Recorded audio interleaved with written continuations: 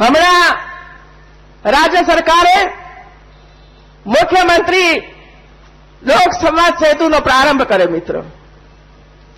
ખબર નહીં ભારતીય જનતા પાર્ટીની સરકાર અને સંગઠન કોઈ કામ શરૂ કરે, કોઈ કાર્યક્રમ શરૂ કરે ત્યારે નકલ કરતા થયા છે. હવે પોતાની જાતે કોઈ નવો કાર્યક્રમ કોંગ્રેસ ઉભો કરે એવું મેં આજ સુધીમાં જોયું નથી. ભારતીય જનતા પાર્ટીની આ સરકારે લોક સંવાદ સેતુ શરૂ કર્યો અને તાલુકાના મથકો ઉપર જઈને મુખ્યમંત્રી સહિત તમામ અમારા મંત્રીમંડળના સાથીઓ લોકોના પ્રશ્નોનો નિકાલ સ્થળ ઉપર લાવે અને લોકોના મોં ઉપર અમે ખુશી જોઈએ. એ કાર્યક્રમનો આરંભ થયો એટલે એમને પણ એમ લાગ્યો કે આ નકલ કરવા જેવી છે, કારણ કે એમાં નકલમાં કઈ અક્કલ વાપરવાની હોતી નથી એવું. અને આમે કોંગ્રેસીઓમાં અક્કલ તો દેખાતી નથી મિત્ર એવું. નહીતર આખો દેશ કોંગ્રેસ મુક્ત ન થઈ ગયો હોત એવું, જો થોડુંક પણ પ્રયાસ કર્યો હોત તેવું. અને એટલે લોક દરબારનું આયોજન કર્યું. મારે એમને એટલો જ પ્રશ્ન પૂછવો છે કે અમે તો સ્થળ ઉપર જઈને આવેલા પ્રશ્નોનો નિકાલ ત્યાં ને ત્યાં કરીએ છીએ અને લાભાર્થીના હાથની અંદર એની નકલ મૂકીએ છીએ મિત્રો. લોક દરબારમાં શું કર્યું? વેબસાઇટ બનાવી દીધી. તમે આ વેબસાઇટ ઉપર પ્રશ્નો મૂકો, બસ પછી અમારું કામ પૂરું. આ લોક દરબાર શું ઉદ્દેશ છે લોક દરબારનો ભાઈ? જો તમે પ્રશ્નોનું સોલ્યુશન ન લાવી શકતા હો તો લોક દરબારો કરવાની જરૂર જ શું છે મિત્રો?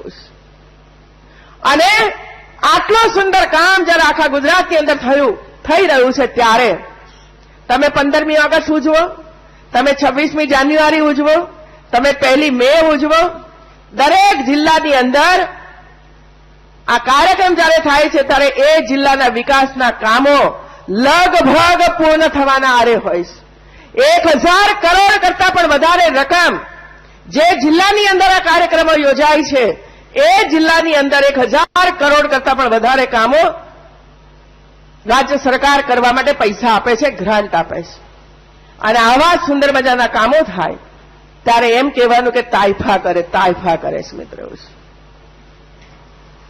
15મી ઓગસ્ટ ઉજવવી અને અમારા નાના નાના ભૂલકાઓ સ્ટેજ ઉપર સુંદર મજાના કાર્યક્રમો કરતા હોય, લોકોના કામો થતા હોય, ક્યાંક રોડ બનતો હોય, ક્યાંક શાળા બનતી હોય, ક્યાંક કોલેજ નવી અપાતી હોય, ક્યાંક મેડિકલનું કામ થતું હોય, આને જો કોંગ્રેસ તાઇફો કરતી હોય તો આ તાઇફા 15મી ઓગસ્ટ હોય કે 26મી જાન્યુઆરી હોય કે 1લી મે હોય, જ્યાં સુધી ભારતીય જનતા પાર્ટીનું શાસન હશે ત્યાં સુધી આ બધું જ કામ અમે કરતા રહેવાના છીએ મિત્રો. સાંભળી લે કોંગ્રેસના નેતાઓ મિત્રો, તમે ન કરી શક્યા એટલે બીજા કામ કરે એટલે એને તાઇફા કહેવાય ને મિત્રો.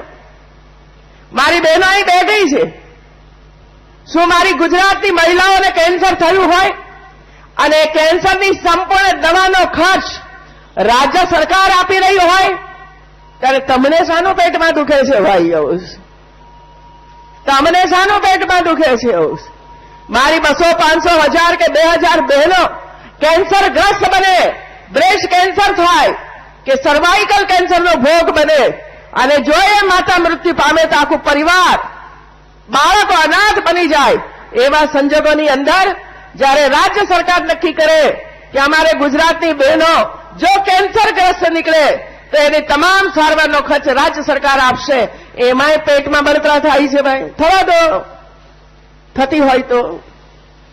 અમારા બાળકો, કોઈને કિડની ફેલ થાય, કોઈને ક્ષય, ટીબી થયો હોય અને એની સારવાર રાજ્ય સરકાર કરે તો તને શાની તકલીફ થાય છે ભાઈ આ બધું કામ કરવામાં? હમણાં અમે નક્કી કર્યું કે દરેક પીએચસી, સીએચસી અને જિલ્લાની બધા જ મથકો ઉપર જે હોસ્પિટલો આવેલી છે એની અંદર જે ટેસ્ટ થાય છે તો અમુક પીએચસી સેન્ટરમાં 3 કે 4 જ ટેસ્ટ થતા હતા, સીએચસી સેન્ટરમાં 5 કે 7 ટેસ્ટ થતા હતા. બાકીનો ટાઇફોઇડનો ટેસ્ટ કરાવો હોય તો બહાર જાઓ, બહારની પ્રાઇવેટ લેબમાં જઈને ટેસ્ટ કરાવો, 200-250 રૂપિયા ખર્ચો. ટીબીનો ટેસ્ટ કરાવવા માટે બહાર જવું પડે, એમાં પણ 200-250 રૂપિયાનો ખર્ચ કરવો પડે. પ્રકારના ટેસ્ટ જ્યારે કરાવવાના હોય ત્યારે રાજ્ય સરકારની હોસ્પિટલોની અંદર મર્યાદિત ટેસ્ટ થતા હતા. અને એટલા માટે બહેનો ભાઈઓ આપણે નક્કી કર્યું કે આ ટેસ્ટની અંદર વધારો થવા જોઈએ. અને એટલે પીએસસી સેન્ટર ઉપર 3 ટેસ્ટ થતા હતા, એના બદલામાં 7 થી 9 ટેસ્ટ હવે કરવાની આપણે શરૂઆત કરી છે, જેથી કરીને કોઈને પણ ખાનગી હોસ્પિટલમાં લેબમાં ટેસ્ટ કરાવવા ન જવું પડે. અને સમય જતાં બધા જ ટેસ્ટ આપણે આપણી નજીકની હોસ્પિટલોની અંદર થાય અને ગરીબમાં ગરીબ વ્યક્તિ કરાવવા માટે કોઈ પણ રૂપિયાનો ખર્ચ ન કરવો પડે એ દિશાની અંદર રાજ્ય સરકાર આગળ વધી રહી છે. અને એટલા જ માટે કોંગ્રેસ એમ લાગા કરે છે કે જો આટલું બધું રાજ્ય સરકાર કરી રહી છે તે તો 2017માં આપણા સપના ચકના ચોર થઈ જશે મિત્રો. અને એટલા માટે આ પેટમાં બધું દુખે છે અમને.